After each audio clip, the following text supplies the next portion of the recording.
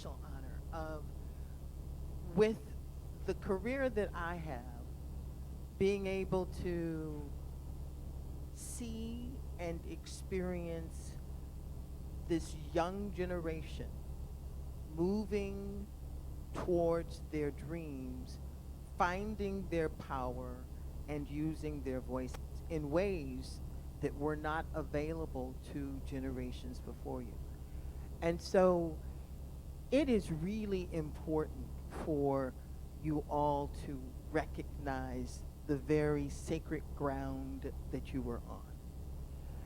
And what's really exciting about that is that that actually becomes true for each generation, because the generation ahead of me didn't have the opportunities that I had. And the generation behind me is going through doors faster with greater grace and ease. And so we keep talking about what is purpose. Let's begin with the fact that we all are in a race for humanity, and humanity has its own purpose. Life has its own purpose, and its purpose is to move forward. And so as you are looking for your purpose, begin to look for and recognize that when you jump into the river of life, you are saying yes to something that's using you. And when you get clear about that, it'll be much easier to stay aligned with what your real purpose is as you navigate waters that can be difficult, and difficult more often than not because it's unknown. And with that as my, foundational belief, it becomes incredibly easy and an honor for me to align with I1 Digital and Crafted for Purpose. Because Crafted for Purpose is actually encouraging us all, both the content creators, both the audience, the viewers. We are all being invited to live life with the idea of purpose present. And that's a powerful gift that we can say yes to. And so I would love to introduce some of the executives and brain trust and heart committed people behind I1 Digital's Crafted for Purpose. So I'd love to bring forward Alexis Cummings and Will Ayers.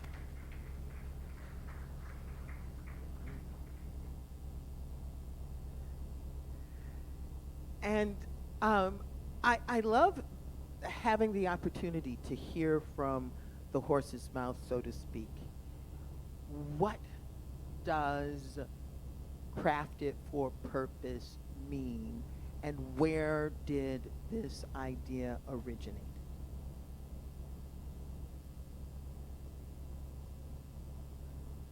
So I can speak to kind of how it originated, and then I can let Will speak to a little bit about what the purpose of it is as it stands now. So essentially, we have another initiative called the Creative Class that was launched in 2018.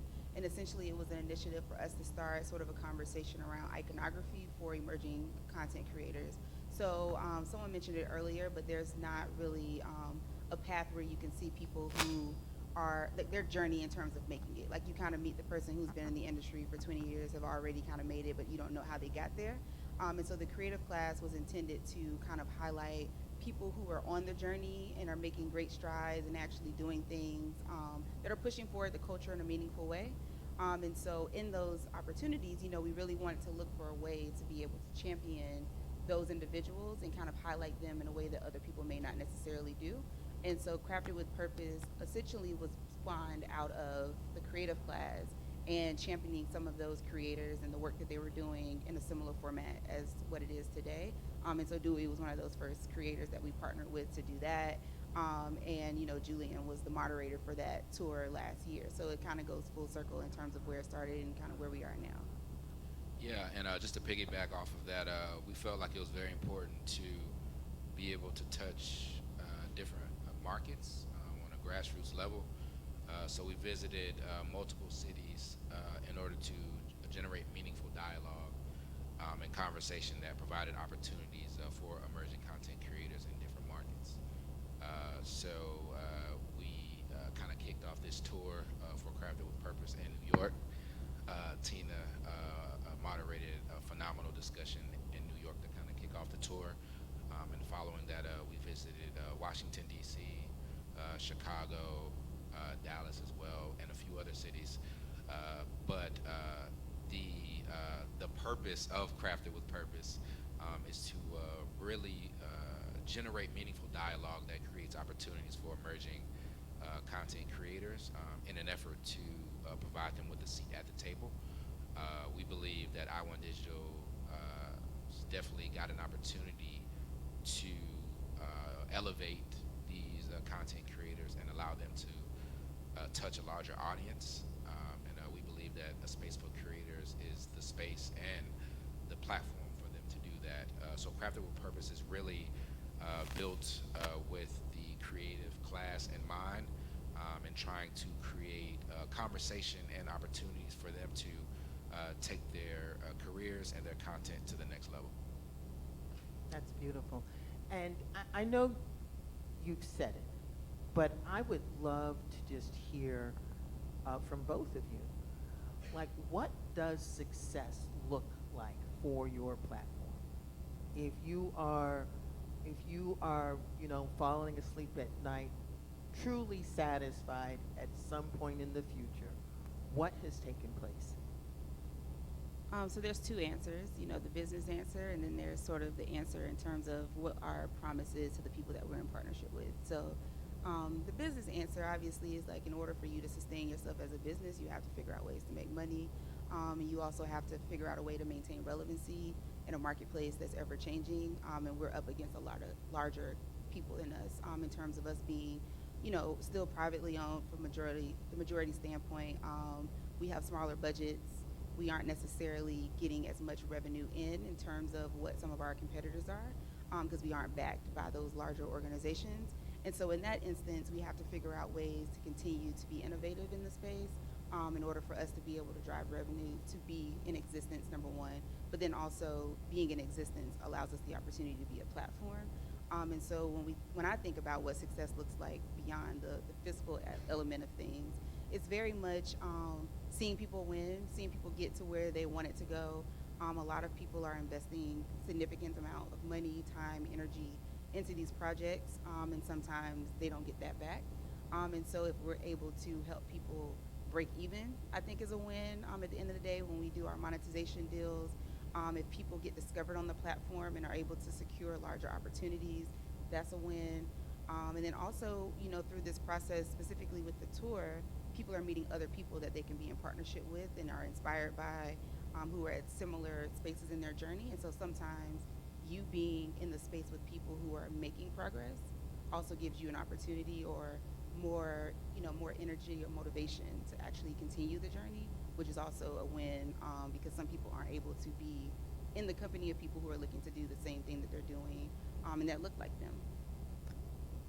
Y'all, do you hear what a win-win, amazing platform this is? And just Alexis's response is a business class, but it's also talking about the future of what it looks like when a need can recognize a way of doing business differently that allows everybody to win. You do not see that often in business. The paradigm in the past has actually been, let me get mine, as much as mine of mine as I can get on the backs of others. Whereas it is really clear that iOne Digital and the Crafted for Purpose paradigm is ushering in the kinds of models that you all can use as creators to your benefit, and everybody is winning. I just think it's amazing. It's just wonderful. Thank you. Did you want to add anything to Yeah, that? I would say for me personally, I think a win is just being able to facilitate opportunities for creators to take their careers to the next level. I think that some of the things that I Want Digital is doing with the creative class, for instance, even though Dewey's not on a space for creators, knowing that Dewey was a part of the 2018 creative class, and now Dewey's digital series is playing on Issa Rae TV. That's a pretty big deal, and he's been able to leverage different opportunities and different relationships to take his career to the next level. And I feel like that's even though Dewey's not on a space for creators, that's still a win for a space for creators, because this platform was designed with the creative community in mind, to be able to empower those black and brown storytellers that may not get those opportunities. Now they have an opportunity to not only showcase their work, they can monetize their work, and they're not necessarily locked into a deal. They can still pitch their work to other platforms as well, because a space for creators is a distribution platform that allows you to reach a larger audience, but also puts you in those rooms with those executives and those people that you need to know to take your career and take your content to the next level. So just being able to see content creators that have a relationship with I Want Digital just in general, to see them win, that's a win for a space for creators. Again, it blows me away because the model is, I just think it's brilliant. And what you just said, what I just heard is that Dewey and every single creative that comes through the Crafted with Purpose door and succeeds is a win for I1 Digital. And so, you know, in the last panel, someone was talking about the importance of being able to pat one another on the back and say, you know, you did good. Crafted for Purpose, I1 Digital, has opened its doors and is making the Crafted with Purpose platform a place where you can come in, learn exactly how to navigate this business in a safe space. And then if in fact you leave this safe space, you leave with an education that is much greater than most of the people out there trying to do what you'll be doing in this business. It is a phenomenal paradigm. I'm just so impressed, and I'm so happy to be a part of it. Yeah, thank you. Definitely.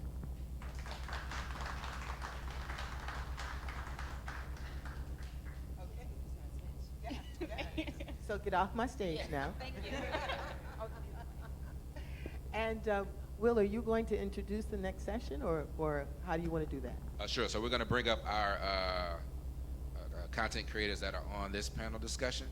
We have Yaki Smith, the creator of the beginning and ending of everything. Give it up for Yaki. And we have Tizzi Green, South Central's finest, the executive producer of Chasing Hollywood.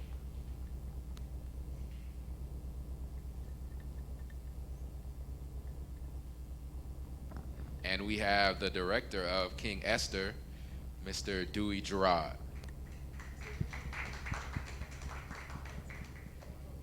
Yay, yay. Yaki, Tizzi, Dewey. It's a pleasure. Pleasure to be able to meet you. Yeah, you know, this is fun for me.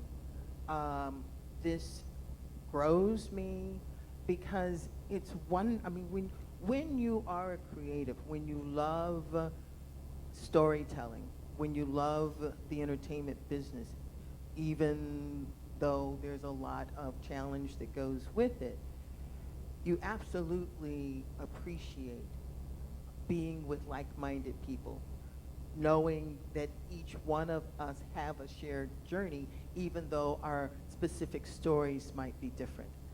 And so I love that I'm having this opportunity to meet new creators whose careers I'll be watching from this point forward. And the last panel was wonderful, and I know that the day has been full of a lot of powerful sharing, and you all have been here for that. So as we experience this panel, I'm going to charge us all with a tap, right? We're gonna go deeper so that the people who are sharing their time with us actually walk away with something more. Okay? Shall we do that? All right. So then let's start at the end, Dewey, and I'm gonna invite you to share what you most want to share about yourself and your project, and do it in any way that you like that allows our audience to know something important about you. Thank you. I really appreciate that. At first, I'd like to say you,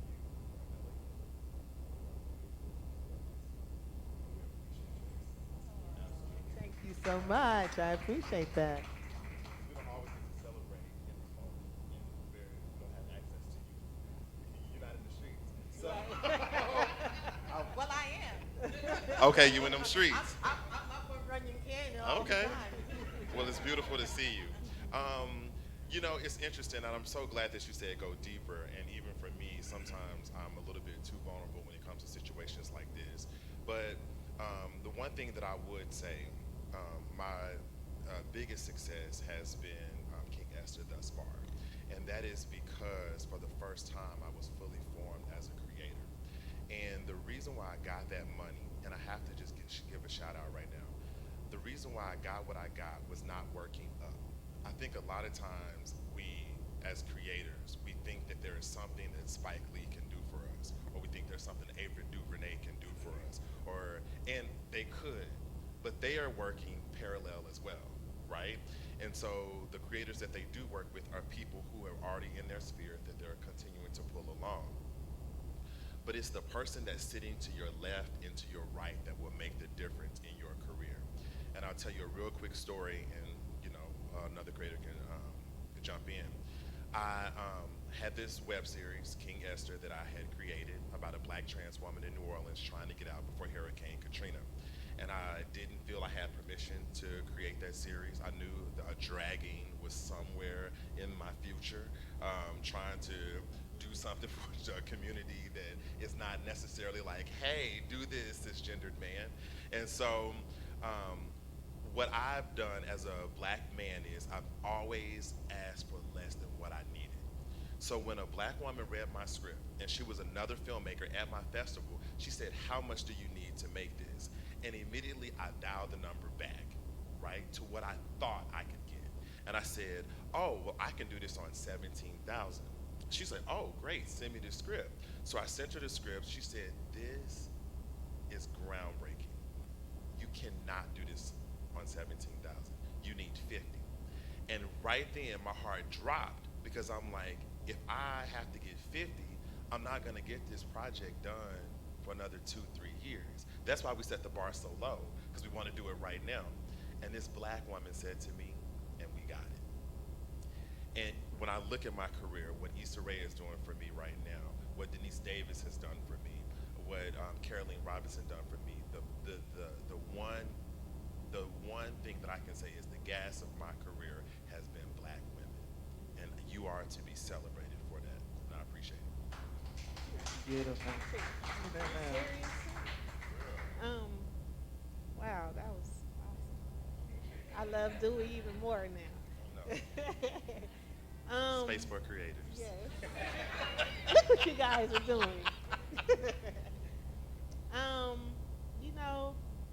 This platform, that's why I love it, because like we were talking about earlier, when you put out a certain type of energy, you attract it. And so that's what this platform like all of us that are literally walking in our purpose and want to make change, and uplift our people and spread love and light.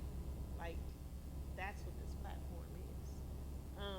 Even the name of this tour, you know, um, you know, a space for creators crafted with purpose. Like that's why I'm in this business, because God told me that I will use my gifts and my talents to heal. And so every project that I do, it's meaning behind it. It's to heal. Whether it's, it's to heal me, but it's really to heal others. Um, through my journey or people that I know journeys, or like you said, the lady, who you wrote your project about. Um, it's been a hell of a journey for me. I'm from South Central. Um, literally started a gang. You know, um, and TV and film literally saved my life. So it's all a part of my journey, and I'm now like in development, literally telling my story. So, which is going to help others. You know, um, I'm working like I said, every project that I work on, it has to be meaning behind it. Like I'm producing the Michael Brown story over at Warner Brothers. Um, I did a documentary called Word Warriors to the Third Power. It's about the state of black men in America. It's just everything that I want to do, it has to make some type of impact to heal. So, yeah, that's it. I'm in it for the purpose of it, for the walk of it. I'm just being used. I'm just a vessel. That's it. Yeah. What a lovely way to live a life. Yep. First, I just want to say that being in this space with you all, I've known Dewey for a while. Some of you I just met tonight. There is something about it that is rejuvenating, right? Because I think as artists, we can get so into the grind of creating that we forget to care for ourselves, right? And to be in a space with other creators who have a very similar journey, who have a very similar mission, who really sort of approach film and art in general as a form of healing, it really, one, speaks to me, but it also reaffirms something, right? Because sometimes when you're doing it, you're always asking yourself the question, like, is this grind worth it, right? There's always that, because we don't always get back what we put out, right? A lot of times artists, we leave a space depleted because we pour our souls into the art that we are creating. And so to be in a space like this is just so rejuvenating. One, because I know that there are other artists who are doing the same thing, but also it fuels me, right, to see what you all are doing. And sort of to go back to the question, one person who I'm always reading and thinking about is James Baldwin. And James Baldwin said that a writer should be a disturber of the peace. And he talked about writing, but I'm going to talk about art in general, because as artists, that is our mission, right?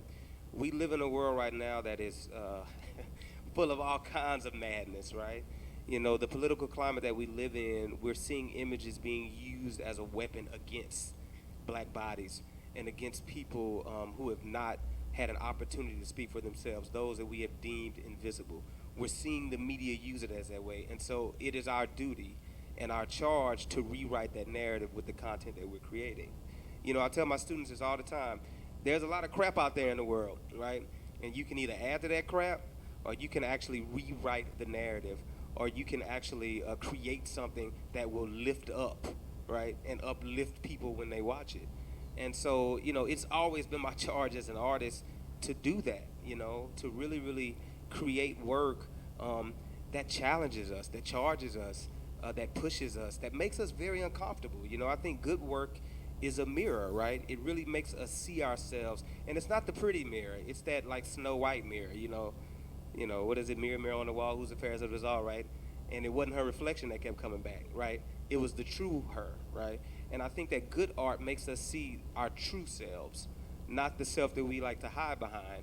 And so for me, it's about creating that stuff that makes us want to have that conversation, the stuff that makes us really see ourselves in all our ugliness and our rawness and our grittiness, and makes us stand up and say, you know what, I have to do something out here to make the world a better place, because that's what this is all about. That's beautiful. Yeah. Absolutely. A round of applause. You know, and I love that you have spoken to, and in the last panel, it spoke to the discomfort that comes with the creative process.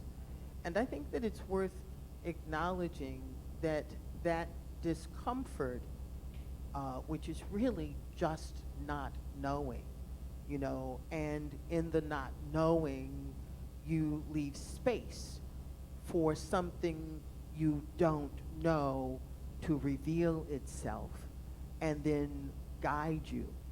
And I think that it's important that we recognize that that disturbing of the peace also has to take place inside of us. Yes.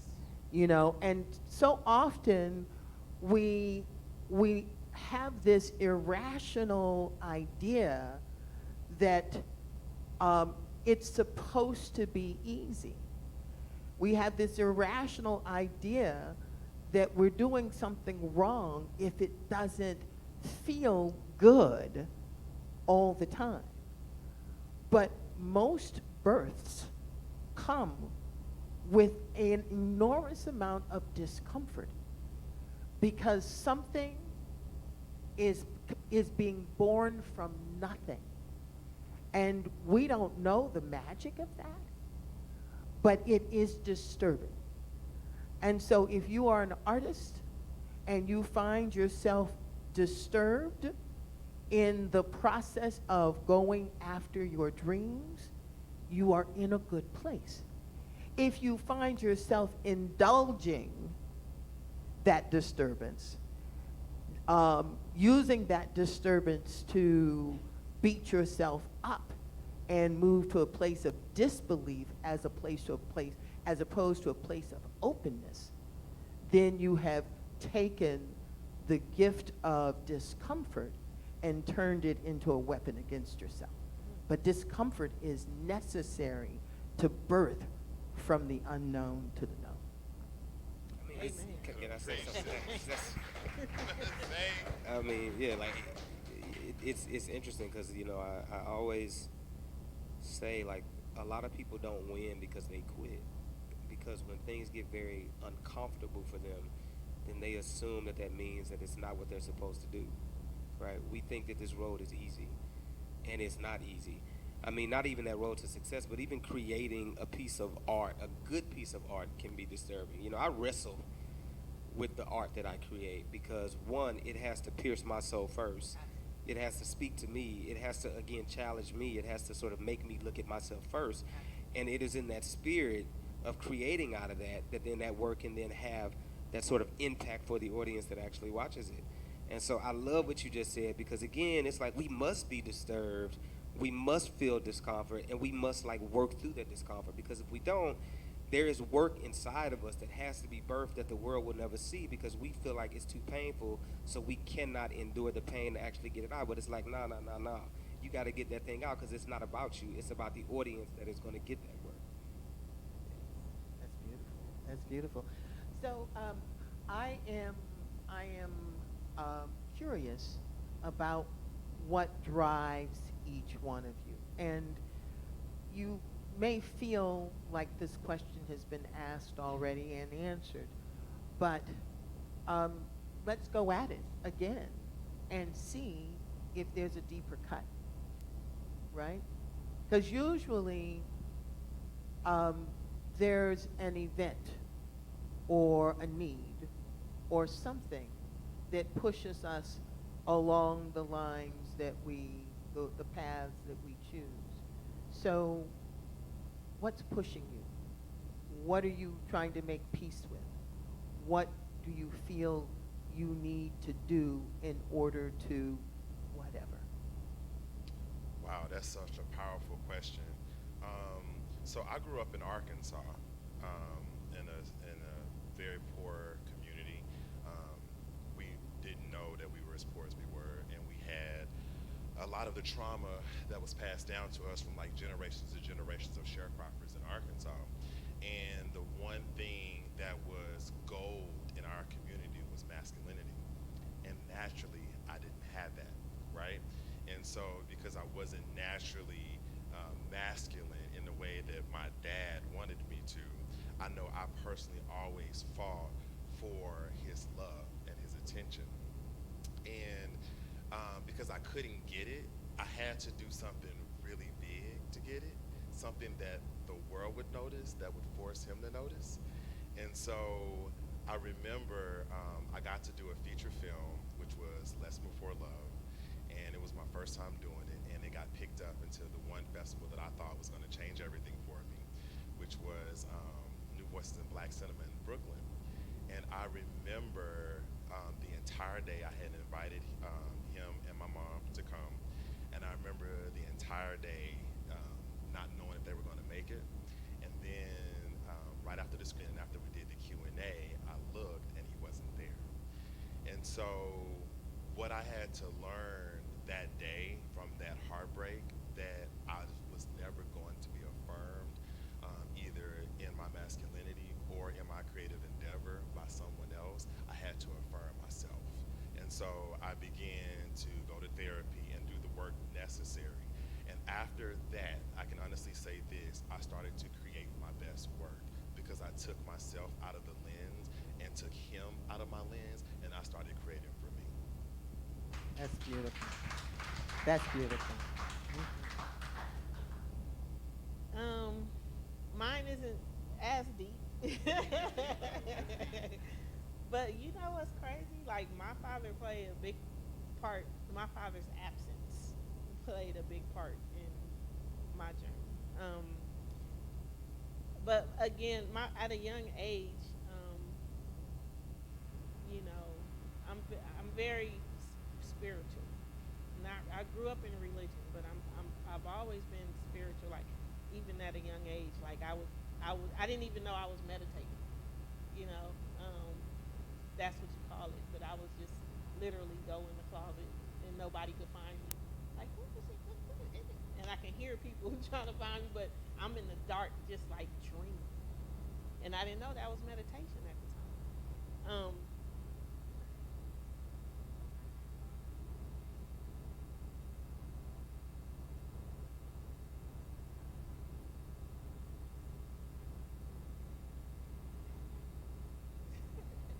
um, but I've always known my purpose, like I said, to create because I do poetry, I do music, um, writing, TV, film, like literally every aspect of entertainment that you can think of, you know, I do it.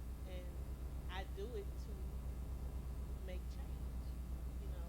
Um, Now I have a different like it's changed because like the game that I started is like still going and I see the structure that I was a part of creating.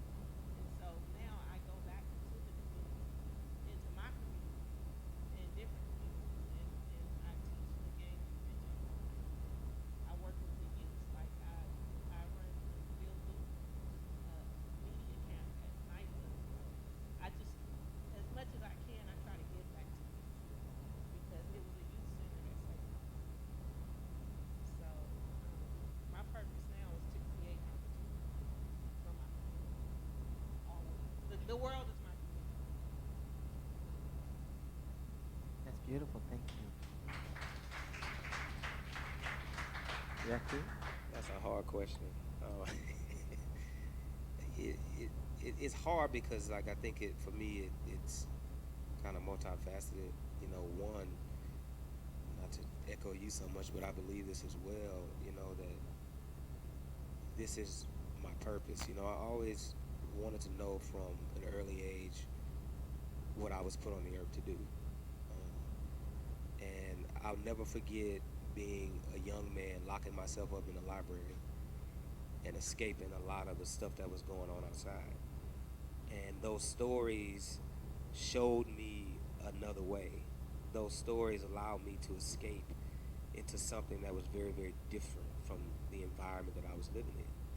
And I always felt like me discovering that at a young age meant that I then needed to make sure that other people could discover stories in that way, that other people could escape through narratives. Even if those narratives, again, were raw and ugly and gritty and whatever it may be, but just this ability, again, to see themselves and to escape out of the world that they were living in.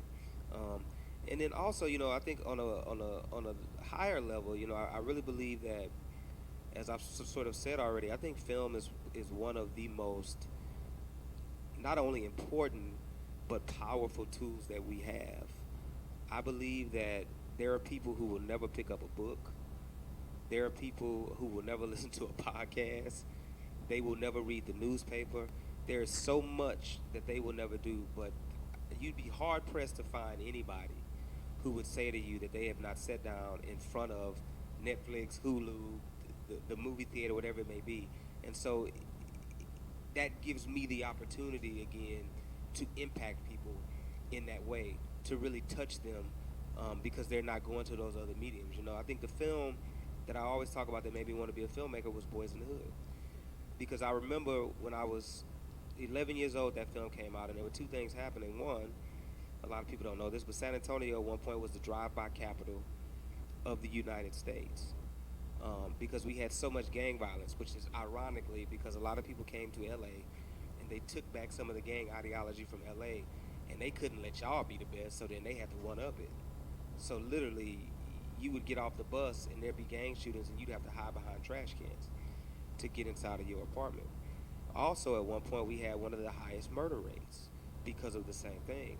And I'll never forget when that film came out, my godbrothers at the time, they were the gang leaders of the gang of the projects we lived in. And when we watched that film, and even if it was just for a moment, we watched that film and they saw themselves. And it made them really start to think about the decisions and the choices that they were making. Because in their mind, although we had watched it all around us, I don't know if I want to end up like this. I don't know if I want this to be the ending of my life. I want to make sure that I have impacted someone in some way. And so when that film was able to touch them in that way, I said, that's what I want to do. Because again, that film arrested them and it made them rethink a lot of the decisions that they were making. And so for me, that's the thing that keeps me going, is that I believe, again, that in this world, which is somewhat of a dying world in many ways, I believe that we can bring light and life and inspiration through storytelling. That's beautiful. So, yeah, give them a round of applause. So, I'm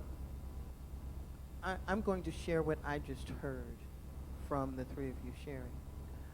What I just heard is that anyone in this room who, is toying with being a creator, questioning whether or not you have something to say or share, I think that it boils down to anyone who feels that there's a hurt that you've experienced that is your secret and you think that nobody else could possibly know or understand what you're going through. There are not tens of thousands. There are hundreds of thousands of people who need your story.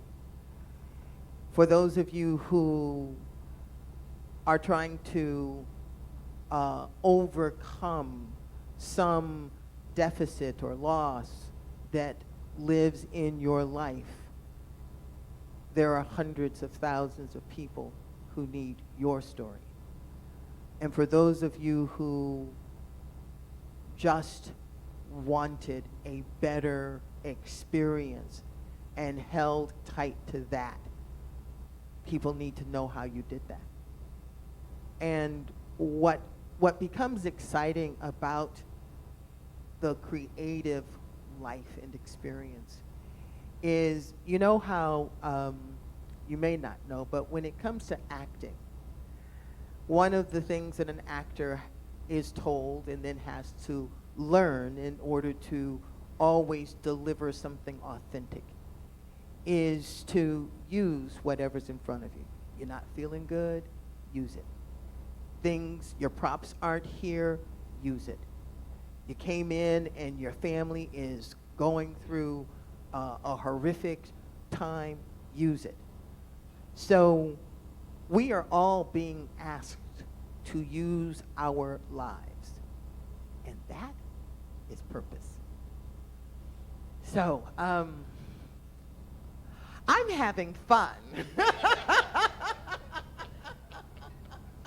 I'm having fun. All right. So, is there something compelling?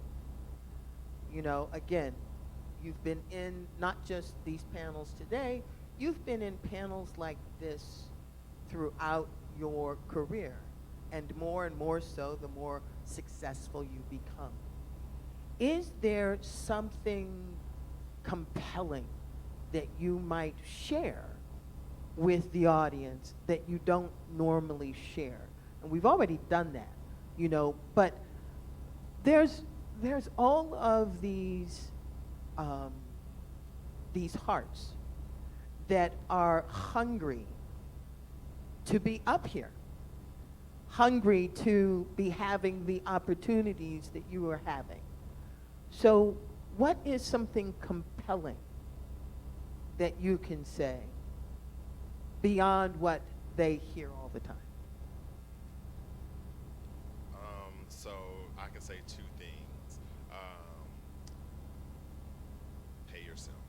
I know that does not sound compelling, but it is, because what we do as creators is we'll have $2,000 for a budget that we pulled out of our savings account, and we'll put every single dime into that. And what I found for myself is I did that in the beginning, I did that in the middle, and I still have been doing that. And even if it's giving yourself $1 and knowing that the gum that you are chewing is as a result of the work that you did, you have to start paying yourself. And the only other advice that I can really give you, and this may not be as compelling, but it's just the honest truth, nobody cares. What Nobody does that cares. mean? What does that mean? That means the idea that you have, that you think is the most brilliant idea in the world, nobody cares. The script that you worked on in the middle of the dark of night after you got off your shift at Jimmy John's, nobody cares. The film that you're crafting with your, nobody cares. The only thing that people care about is what they are moved by what you actually show them, right? And until you show them and they see, they will not care. So the job and the responsibility on you as creators is to create, right? And you're only going to be fed by your own personal desire, your own personal knowledge, and your own personal goal of getting that out. And that's the bottom line. So what I just heard Dewey say is that you have to care, Yes. because no one else is going to care until you have cared so much Yes. that your caring is undeniable. Yes. That's it, sis. That's it. Gems. That's it. You know, and just to piggyback off what Dewey said, I think also it's, and you said it already, but it's like being vulnerable with your work. You know, I think a lot of times we hide, right? We hide. We create these things and we don't really put ourselves into them. And I'm not saying you have to tell stories about yourself, but you must find yourself in every story that you tell. You know, I tell stories about women all the time. I tell stories about communities that are not necessarily my own, but I have to find where Yaqui actually lives within that narrative. And that can be very, very uncomfortable. However, that's the thing that makes a work universal. That's the thing that makes a work really stand the test of time. And that's the thing that makes a work powerful for the audience. Because that vulnerability, again, it becomes infectious when I watch the work. Back to this whole notion of nobody cares, yet you have to care. Actually, you caring makes you vulnerable in the work, because you're going to pour everything that you have into that work. You're going to sacrifice for it. You're going to pour over it. You're going to rewrite it.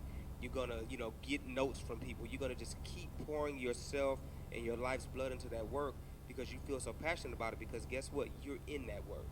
And you don't want your story to be misrepresented in any way. And so put yourself in that work. Be all right. I mean, I've said in films before where I had to walk out because that was me up there. That was my family up there. I almost felt like I was a fly on the wall watching an argument in the living room of my house. Yet I had to do that work because one, I had to exercise my own demons through that work, and in me doing that, it allowed other people to have that same cathartic experience. And so, put yourself in that work, live in that work, breathe in that work, put your blood into that work, and if you do that, ultimately, the audience will come, but also the money will also come because you're not going to give up on your work if you put yourself in it. That's beautiful because um, we live in a never let them see you sweat society, and it has become part of our DNA. It's how we show up and behave.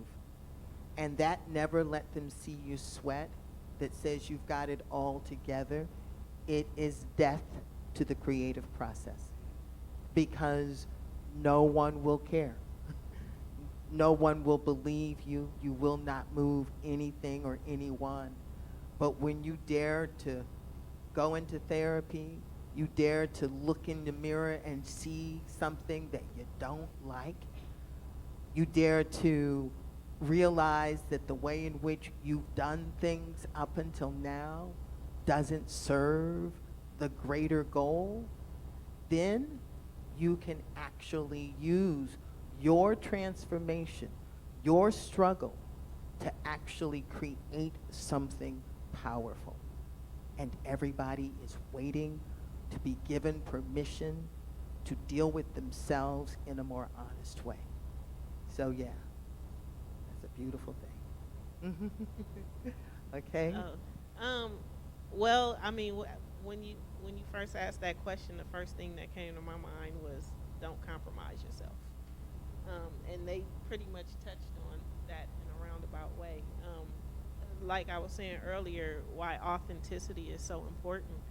Um, One thing I had to learn the hard way in this business is, I always seeked validation.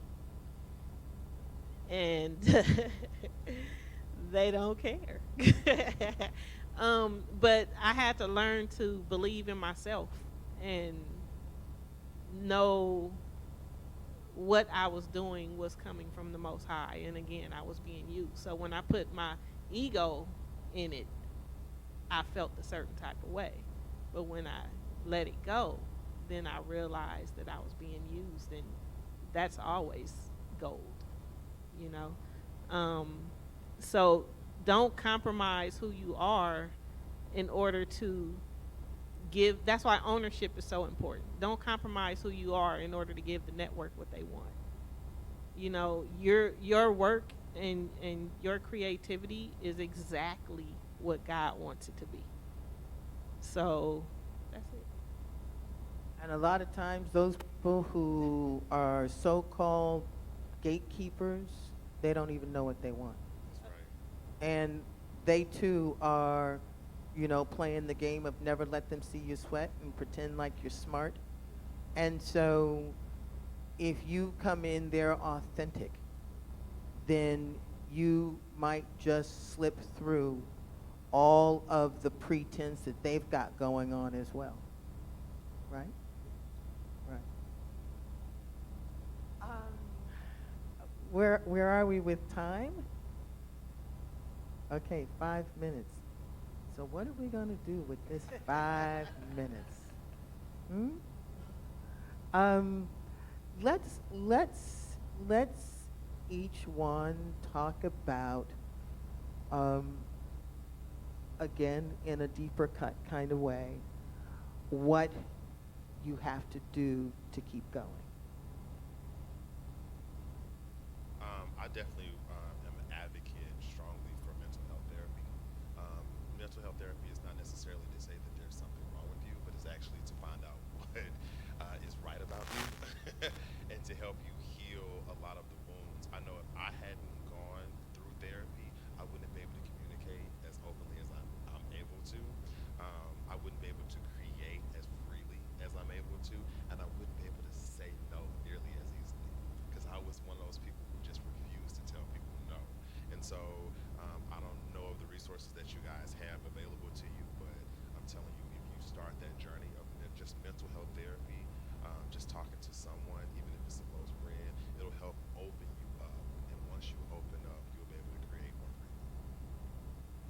Beautiful. Yeah, I think you guys said it earlier. Just keep going, take the challenges, and use them as bricks. To keep building, because it's only to make you better. Like I said, I've been in the business for so long and have gone through so many things and seen so many things. I definitely should have quit by now, but you gotta love it to be in it. Trust me. um, but yeah, I mean, just take the challenges and use them, you know, as bricks to keep building your house. And basically to echo what Dewey's saying, I mean, take care of yourself. I think we don't take care of ourselves enough. It wasn't until I was about 30 that I really started to have to look at myself in the mirror really and start to unpack a lot of the trauma and the drama, that I had gone through, and really had to begin to figure out ways to heal myself, surround yourself with a good group of people. You have to surround yourself with people who will not only uplift you, but who will hold you accountable. Who will tell you like, no, that's some, I'm not gonna, that's some stuff. You know what I'm saying? Who will let you know that, no, what you're doing is not being authentic to you, but also that ain't cool. You need that in your corner. You need people who are gonna again push you, and who are gonna challenge you. And so yeah, just surround yourself with good people. Take care of yourself. Love on yourself. Take breaks. I mean, I think the thing that I have had to learn, and this is something, again, I keep talking about 30, but even at 35, learning that, you know what, it is all right to celebrate yourself.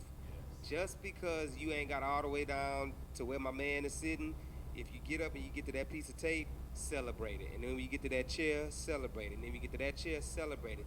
Because you must celebrate yourself, because if you don't celebrate yourself, you're going to be in a perpetual state of beating yourself up. And before you know it, you're going to end up getting right all the way back there where you want to get to, and then you're going to look back. You can't celebrate it because you're going to keep looking for something else and something else, and you don't know how to celebrate yourself. And so it's something that I'm still learning. It's like, nah, dude, you doing good, bro. You doing really well, and you need to stop, celebrate yourself, go on that vacation, go to the beach, have that drink, go on that date. Seriously. And it's like we need to start doing that for ourselves, because we get into, again, this whole state of like wanting to succeed, that we don't realize that we are succeeding. Success is a journey. It is not this destination. It is a constant day to day. Just the fact that you exist and you show up and you keep creating and you keep showing up even though every door is slammed in your face, you are a success. And so you must celebrate that every day, day in, day out, because if you do it, ultimately you're going to get to right where you want to get to.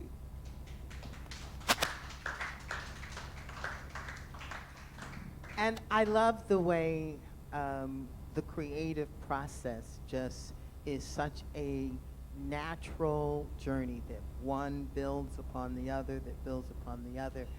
And you all, I'd love to sort of end the night with a story about myself, if that's okay. Right? Is that okay? Okay. So in the 5th grade, I had debilitating stage fright. Debilitating. To the point that literally when that experience was triggered later in my career, I would be at home trying to get ready for an audition with my hands shaking like this. And everything that I tried to do to distance myself from the dis-ease that lived inside me just drove it deeper. And when I say everything that I tried to do, I'm talking everything, including prayer, because when I prayed, I was praying, oh God, fix this problem. Oh God, I was praying, but I really wasn't feeling that that I could ever be free of it. And what is so incredibly beautiful, that's okay, they're fine, Yaki, thank you.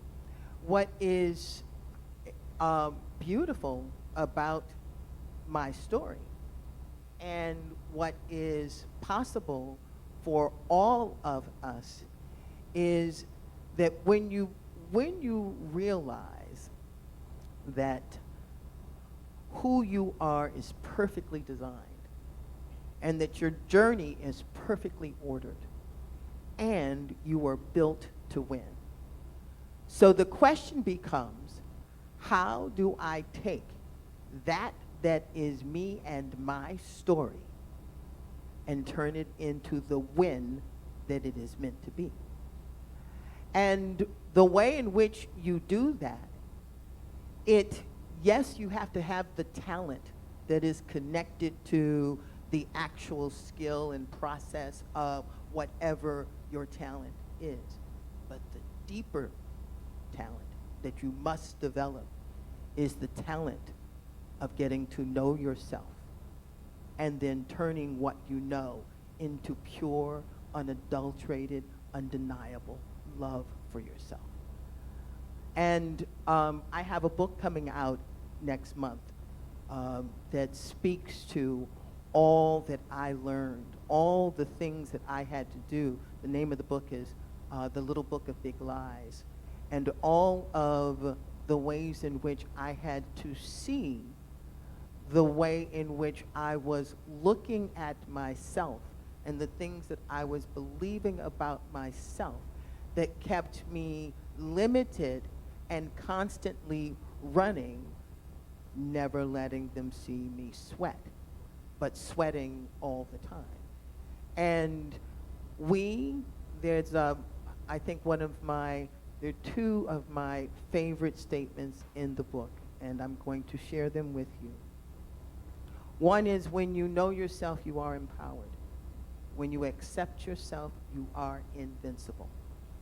And truly, when we can wrap our arms around all that we are, can nobody tell us who we are.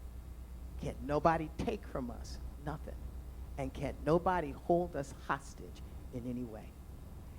And then the other statement that I love is, from this point forward, there is never a justifiable reason for us to think poorly of ourselves, nor talk harshly to ourselves, not for any reason, at any time, under any circumstances. It is simply unacceptable. And that doesn't mean that we become indulgent. It means that we use our lives crafted with purpose. Accept that you came here as you are, on purpose, that the thing that you have been given can move you forward, that you are a runner in the race of humanity's evolution, and if you do your part inside of yourself, you will not only free yourself to create brilliantly, you will move all of humanity one step forward, and let's do that.